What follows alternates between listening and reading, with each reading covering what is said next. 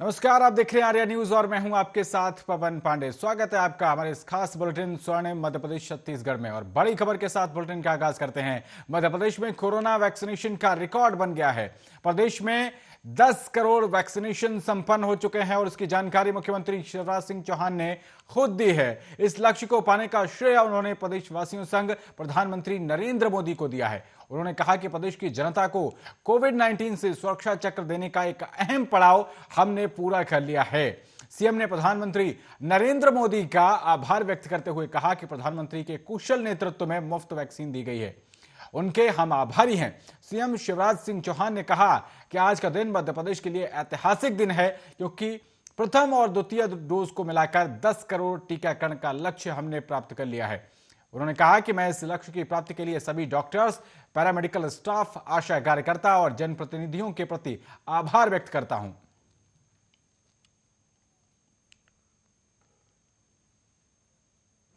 आज का दिन मध्य प्रदेश के लिए ऐतिहासिक दिन है,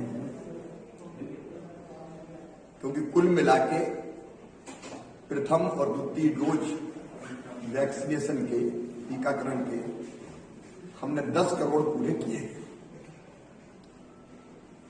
प्रथम डोज हमारा 94% से ज्यादा लोगों को लग चुका है और सेकेंड डोज भी हमारा 87% से ज्यादा लोगों को लग गया है। ये 10 करोड़ का टीकाकरण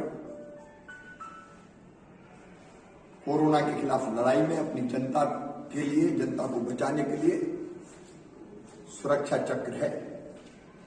और ये लक्ष्य हासिल करने के लिए मैं हमारे स्वास्थ्य विभाग को, मेडिकल एजुकेशन विभाग को, हमारे डॉक्टर्स को, हमारे पैरामेडिकल स्टाफ को, हमारे नर्स को, हमारे एएनएम को, हमारी आशा कार्यकर्ता, ऊषा कार्यकर्ता, आंगनबाड़ी कार्यकर्ता, हमारे प्रशासन को, जिले का प्रशासन, क्योंकि सारे कलेक्टर्स भी इस काम में लगे हुए थे, सभी आदरणीय जनप्रतिनिधि, सांसद, विधायक, मंत्रीगण, हमारे निचले स्तर तक के हमारे सभी जनप्रतिनिधि, सभी समाजसेवी संगठन, स्वयंसेवी संगठन, धर्मगुरु, उन सब के प्रति मैं आभार प्रकट करता हूं, उनको धन्यवाद देता हूं। और ये अपील भी साफ कर करता हूं कि जो शेष रह गए हैं, चाहे वो पहला डोज हो, चाहे वो दूसरा डोज हो, आपके आसपास, आपके घर में, आपके मोहल्ले में, आपके परिचित अगर कोई टीकाकरण से वंचित रह गए हो तो कृपया करके उनको भी टीका लगवा दें, ताकि तीसरी लहर की आक्रामकता को हम पूरी ताकत से रोक दें और अपनी जनता को बचा पाए। तो वहीं मध्य प्रदेश के स्वास्थ्य मंत्री नरोत्तम मिश्रा ने रोजाना की तरह कोरोना की स्थिति पर जानकारी दी। इस दौरान उन्होंने कहा कि प्रदेश में पिछले 24 घंटे में कोरोना के 19 नए केस सामने आए हैं और इसी के साथ 25 लोग ठीक भी हुए हैं। उन्होंने कहा कि वर्तमान में प्रदेश में कुल एक्टिव केस की संख्या 181 है। वहीं संक्रमण दर 0.03% और रिकवरी रेट 98.60% बना हुआ है।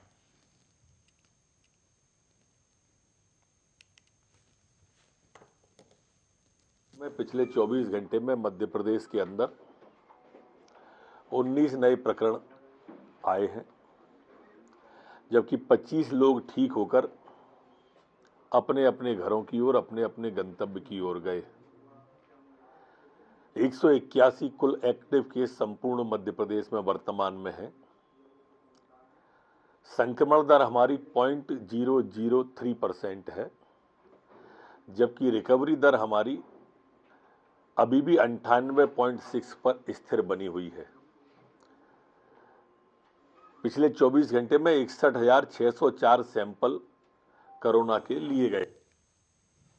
आगे बढ़ते हैं। मध्य प्रदेश पंचायत चुनावों को लेकर बीजेपी कांग्रेस में घमासान मचा हुआ है। अब मध्य प्रदेश के नेता प्रतिपक्ष कमलनाथ ने विधानसभा में मुख्यमंत्री शिवराज सिंह चौहान से स्थिति स्पष्ट करने की बात कही है। उन्होंने कहा कि मुख्यमंत्री ने ओबीसी आरक्षण के साथ ही चुनाव कराने की हमारी मांग को स्वीकार करते हुए सदन में आरक्षण के साथ पंचायत चुनाव कराने का आश्वासन दिया था। उन्होंने कहा कि हम चाहते हैं कि मुख्यमंत्री ने अपने आश्वासन के बाद क्या कार्यवाही की है उससे सदन को अवगत कराएं।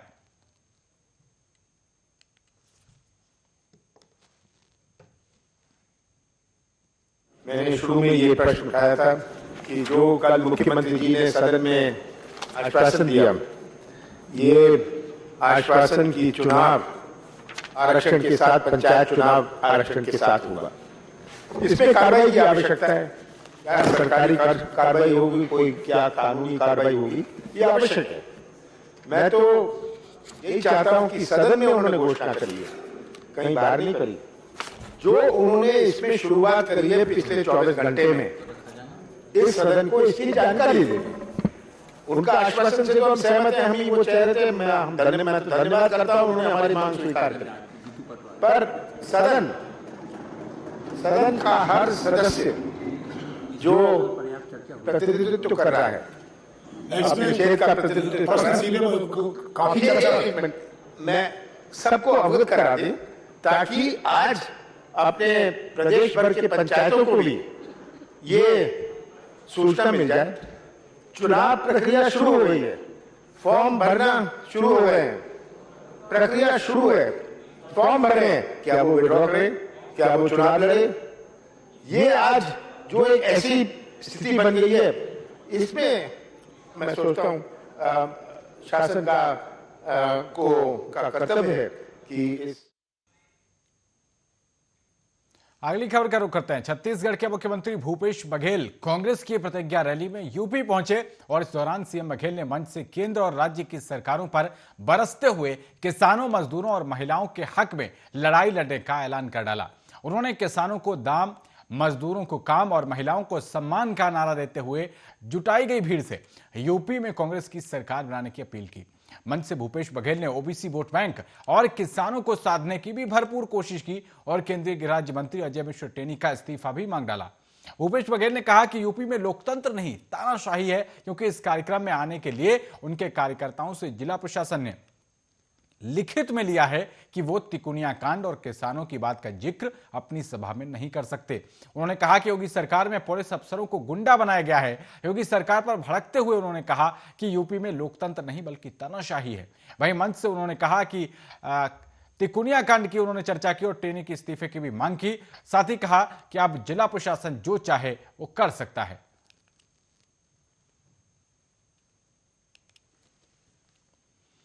और आज तो अति हो गई साहब,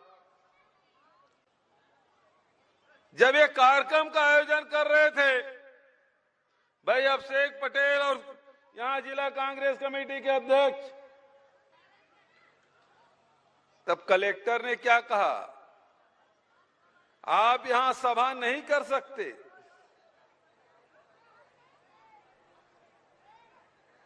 क्यों नहीं कर सकते?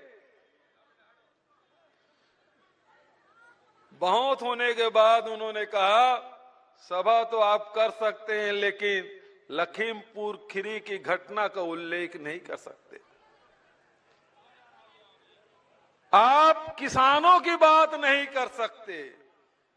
बताइए साहब, मैं किसान के घर में पैदा हूं, गांव का रहने वाला हूं, कांग्रेस पार्टी ने अवसर दिया, मैं मुख्यमंत्री बन गया, तो क्या मैं किसानों की बात नहीं करूंगा तो किसकी बात करूंगा? मुझे कहा गया है कि आप किसानों की बात नहीं कर सकते, आप लखीमपुर घटना के बारे में बात नहीं कर सकते। आप जिन्होंने किसानों के सीने पे गाड़ियां चला दी और की जान ले ली, उस टेनी के औलाद के बारे में बात नहीं कर सकते। ये प्रजातंत्र है क्या है? अब एक तरफ कहते हैं हमने गुंडा राज समाप्त कर दिया। अरे योगी जी, सबसे बड़ा गुंडा आपने कलेक्टर को बना के रखा है यहां, जो ये फरमान जारी करता कि मुख्यमंत्री आके यहां बात नहीं कर सकता। इस देश में लोकतंत्र है कि क्या है? मजाक बना रखा है। क्या तानाशाही चल रही है? क्या गुंडागर्दी चल रही है? क्या आपने इमरजेंसी लगा रखी है? क्या अभी इस मंच में किसानों की बात नहीं कर सकते? वो जो शहीद किसानों के परिवार वालों से नहीं मिल सकते? हमने कर दी साहब, अब आपने जो ताकत है कर लीजिए। भूपेश बघेल यहां खड़ा हुआ है। मैं किसान हूं, किसान की बात कहूंगा, मुझे कोई ताकत नहीं रोक सकता। इस प्रकार से लिखित ले रहे हैं आप। लिखित लेना था मुझसे लेते मेरे। तो वहीं मध्य प्रदेश के गृह मंत्री नरोत्तम मिश्रा ने वैक्सीनेशन के बढ़ते ग्राफ के बीच कांग्रेस पार्टी पर निशाना साधा है। नरोत्तम मिश्रा ने दिग्विजय सिंह पर निशाना साधते हुए कहा कि कोरोना वैक्सीन को बीजेपी की वैक्सीन बताने वाले दिग्विजय जी ने पहले भी वैक्सीन पर कई तरह के भ्रम फैलाकर वैज्ञानिकों और प्रधानमंत्री जी पर सवाल उठाए थे। आज देश में रिकॉर्ड वैक्सीनेशन होने से ऐसे लोगों को पीड़ा हो रही है।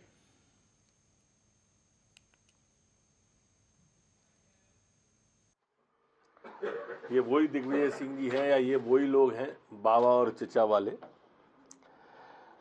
जो जब वैक्सीन आई थी तो कहते थे कि ये भाजपा की वैक्सीन है, इसमें चर्बी मिली है, इसको लगाने से लोग निपुंसक हो जाएंगे, 70 करोड़ लोगों को इतने समय में, इतने साल में, इतने दिन में लगेगी। भारत का मान सम्मान बढ़ाने की जगह इन्होंने वैज्ञानिकों पर सवाल उठा दिए थे, प्रधानमंत्री पर सवाल उठाए थे। अब दोनों डोज लगभग, पहली डोज तो 90% को क्रॉस कर गई, दूसरी 80-82% को क्रॉस कर गई, तो अब इनको पीड़ा हो रही है। बूस्टर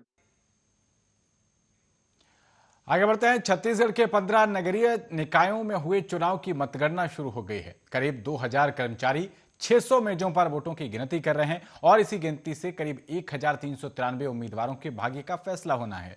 इसके लिए 29 मतगणना केंद्र बनाए गए हैं। सभी जिलों को मतगणना स्थल पर पर्याप्त सुरक्षा व्यवस्था, अग्निशमन, निर्बाध बिजली आपूर्ति की व्यवस्था के निर्देश दिए गए हैं। और इस चुनाव में कुल 4,88,425 मतदाताओं ने अपने मताधिकार का प्रयोग किया, जिसमें से 2,48,041 पुरुष और 2,40,369 महिलाएं और करीब 15 तृतीय लिंग समुदाय के लोग शामिल थे। आपको बता दें कि 20 दिसंबर यानी बीते सोमवार को राज्य के 4 नगर निगमों, 5 नगर पालिका परिषदों और 6 नगर पंचायतों के लिए 370 वार्डों के लिए सोमवार को मतदान हुआ था। इस दौरान करीब 60% से भी ज्यादा मतदाताओं ने अपने मताधिकार का प्रयोग किया था।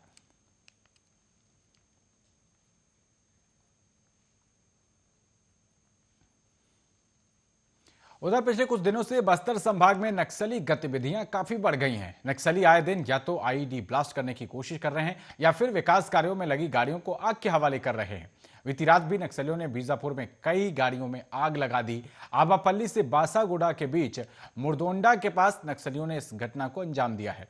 नक्सलियों ने उत्पात मचाते हुए क्रिशर प्लांट को ब्लास्ट किया और 3 गाड़ियों में आग भी लगा दी। दरअसल क्षेत्र में क्रिशर प्लांट की शुरुआत की जा रही थी और इसी दौरान 15 से भी ज्यादा नक्सलियों ने इस घटना को अंजाम दिया। फिलहाल सभी कर्मचारी सुरक्षित बताए जा रहे हैं। वहीं घटना की पुष्टि पुलिस अधीक्षक कमलोचन कश्यप ने की है। बीते दिनों नक्सलियों ने नारायणपुर के ओरछा मुख्यालय से महज 3 किलोमीटर दूर गुदारी में जेसीबी और 2 ट्रैक्टर को आग के हवाले कर दिया था। ग्राम पंचायत की ओर से सड़क मरम्मत काम में इन गाड़ियों का इस्तेमाल किया जा रहा था और इसी दौरान नक्सलियों ने इस घटना को अंजाम दिया था। नक्सलियों की आगजनी के बाद इलाके में खौफ का माहौल है और इससे पहले 27 नवंबर को नारायणपुर में ही नक्सलियों ने सरपंच पति की हत्या भी कर दी थी और एक जेसीबी वाहन को भी आग के हवाले कर दिया था। बताया जा रहा है कि लगभग 30 नक्सलियों ने इस घटना को अंजाम दिया था। बड़ी संख्या में नक्सली करमरी पंचायत पहुंचे थे। नक्सलियों ने पहले सरपंच पति बिरजू सलाम को मौत के घाट उतार दिया और फिर प्रधानमंत्री सड़क निर्माण कार्य में लगी गाड़ियों को आग के हवाले कर दिया था।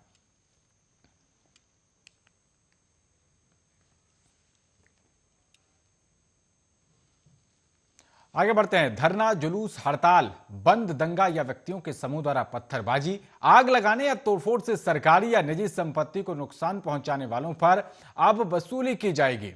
इसके लिए सरकार घटना विशेष के लिए दावा अधिकरण गठित करेगी। ये 3 महीने में जांच करने के बाद क्षतिपूर्ति की राशि तय करेगा, जिसका भुगतान संबंधित व्यक्ति को 15 दिन में करना होगा और इसके लिए उस व्यक्ति को आवेदन करना होगा जिसकी संपत्ति को नुकसान पहुंचा है। इसके लिए सूबे के गृह मंत्री डॉक्टर नरोत्तम मिश्रा ने विधानसभा में मध्य प्रदेश लोक एवं निजी संपत्ति को नुकसान का निवारण एवं नुकसानी की वसूली विधेयक 2021 प्रस्तुत किया। इस विधेयक पर आज सदन में चर्चा होनी है और कानून बनने के बाद सरकार इसके नियम अलग से बनाएगी। विधानसभा के पटल पर यह विधेयक रखा गया है।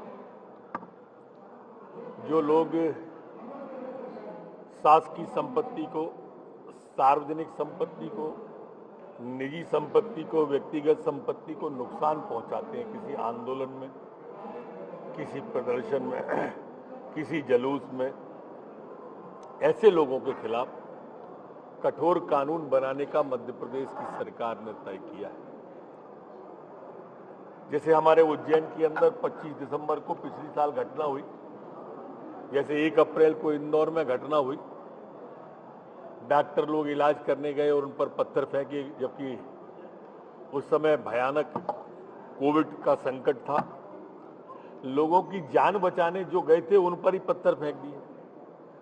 तो ऐसे लोग जो पत्थर फेंकते हैं, नुकसान पहुंचाते हैं, इनके घरों के पत्थर निकाले जाएं, कितने पत्थर हैं। ऐसे लोगों को जो कानून तोड़ते हैं, उनकी नजर में कानून का भय हो। ऐसे लोग जो अपराधी की शक्ल में समाज में विचरण करते हैं, ऐसे लोगों के लिए ये कानून है। और मैं मानता हूं कि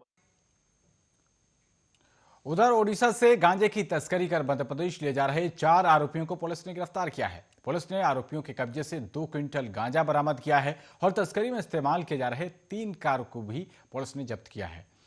पुलिस को मुखबिर से सूचना मिली थी कि 3 कार में आरोपी गांजा की तस्करी कर रहे हैं, जिसके बाद पुलिस ने चेक पोस्ट पर चेकिंग बढ़ा दी और 20 लाख रुपए का गांजा जब्त किया है। कांकेर के अतिरिक्त पुलिस अधीक्षक GN बघेल ने बताया कि गांजा तस्करी कर ले जा रहे 4 लोगों को गिरफ्तार किया गया है। चारों आरोपी एक साथ योजना बनाकर कोरापुट ओडिशा से अवैध गांजा खरीदी कर ग्वालियर मध्य प्रदेश बिक्री के लिए ले जा रहे थे और चारों आरोपियों के खिलाफ NDPS एक्ट के तहत कार्रवाई की गई है। 3 वाहन से कुल 2 क्विंटल गांजा जब्त किया गया है, जिसकी अनुमानित कीमत लगभग 20 लाख रुपए आंकी जा रही है। कांकेर थाना प्रभारी शरद दुबे ने बताया कि तस्करी का मास्टरमाइंड कपिल चकोटिया है, जिसने अपने मामा संजय के साथ मिलकर इसकी योजना बनाई थी और पकड़ा गया आरोपी दीपक शमंतो मूल रूप से ओडिशा का निवासी है, जो वर्तमान में ग्वालियर में रहता है।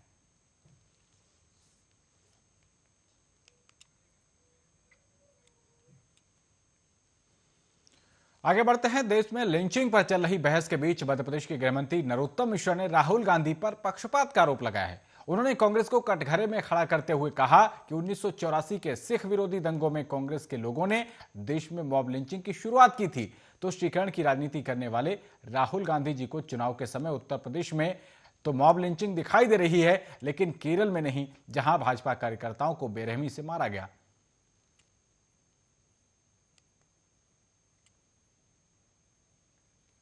राहुल गांधी जी जो कह रहे हैं कि 14 के बाद आई है, उन्हें शायद ज्ञान का अभाव रहा होगा उन्हें कि मॉब लिंचिंग की शुरुआत कश्मीर से हुई थी।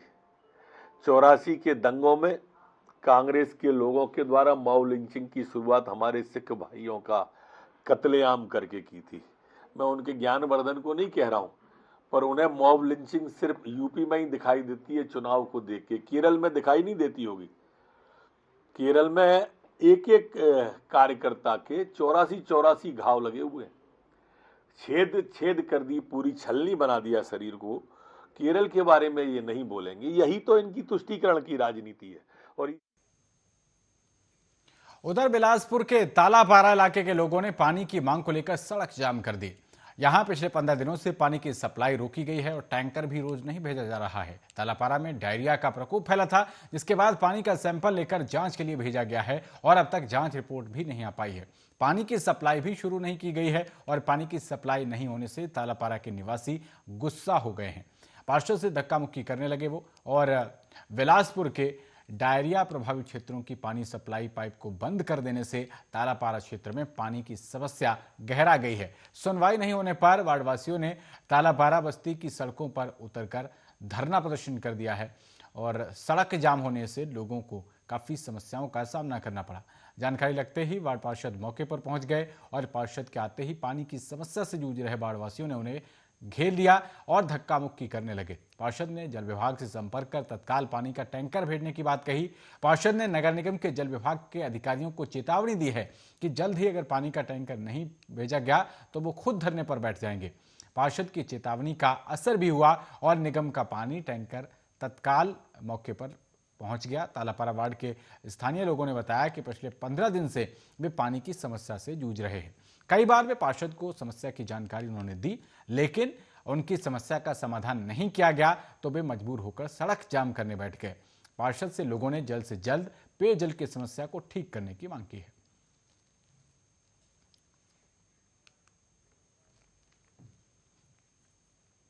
उधर मध्य प्रदेश की गृह मंत्री नरोत्तम मिश्रा ने अमेजन और फ्लिपकार्ट जैसी ई कॉमर्स कंपनीज को लेकर महत्वपूर्ण प्रतिक्रिया दी है। उन्होंने कहा कि जबलपुर में ई कॉमर्स कंपनी फ्लिपकार्ट को अपने प्लेटफॉर्म से चाकू और ऐसे अन्य आपत्तिजनक सामान हटाने के आदेश दिए गए हैं और मध्य प्रदेश में ई कॉमर्स कंपनी अमेजन और फ्लिपकार्ट को अपने प्लेटफॉर्म से नशे और हथियार से जुड़ी घातक सामग्री हटाने का आग्रह कर रहा हूं।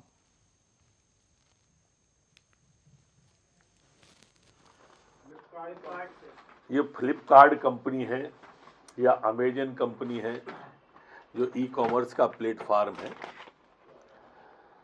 हमने जबलपुर में तो वर्तमान में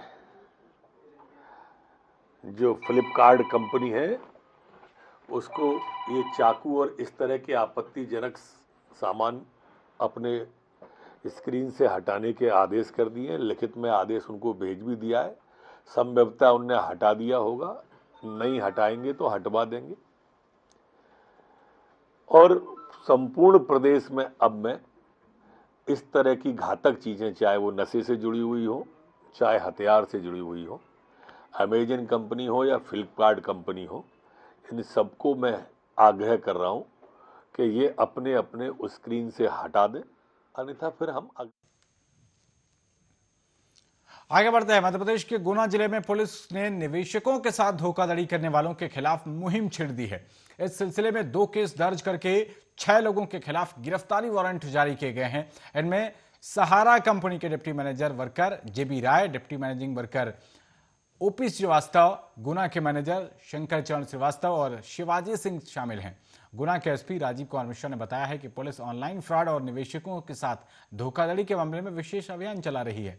लोगों के साथ धोखाधड़ी के मामले में सख्ती बरती जा रही है और इस संबंध में सहारा इंडिया कंपनी में निवेश कर धोखाधड़ी का शिकार हुए निवेशकों की शिकायत पर कोतवाली थाने में 2 अलग अलग मामले दर्ज किए गए थे। इन मामलों की जांच की जा रही है। गुना एसपी ने बताया कि धोखाधड़ी के मामलों में आरोपियों को जल्द से जल्द गिरफ्तार करने और उनसे निवेशकों को पैसे दिलवाने के निर्देश दिए गए थे। कोतवाली गुना के इंस्पेक्टर मदन मोहन मालवीय के नेतृत्व में एक विशेष टीम बनाई गई है। पुलिस की मांग पर कोर्ट ने 21 दिसंबर को सहारा इंडिया के पदाधिकारियों समेत अन्य लोगों के खिलाफ गिरफ्तारी वारंट जारी किया गया और पुलिस ने इस मामले में आईपीसी की धारा 420, 406, 120B के साथ ही मध्य प्रदेश निक्षेपकों का संरक्षण अधिनियम की धारा 4, 6 के तहत मामला दर्ज किया गया है। तो इस बुलेटिन में फिलहाल इतना ही। देश और दुनिया की तमाम अहम खबरों के लिए बने रहिए आर्या न्यूज के साथ। नमस्कार।